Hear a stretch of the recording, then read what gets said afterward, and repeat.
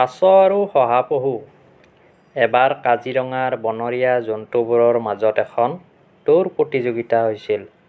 হাতী, গড়, বাঘ, ভালুক, হৰিণ আদিয়ে প্ৰতিযোগিতাত যোগদান কৰিছিল। বিচাৰকৰ আসনত আছিল বনৰজা সিংহ। এবাৰ এটা শহা আৰু এটা কাছৰ পাল পৰিল।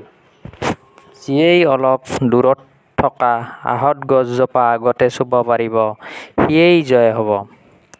আহঁত গছৰ ছাঁত সিংহৰাজ হাতত বঁটা লৈ বহি আছে।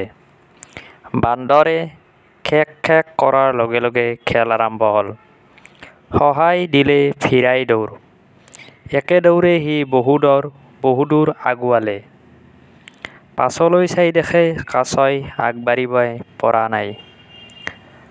থুপুক থাপাককৈ সি আহি আছে। শহাই বিৰিণা এজোপাৰ তলত অলপ শুই ল'বলৈ থিৰ কৰিলে। সেইদিনা বৰ গৰম আছিল।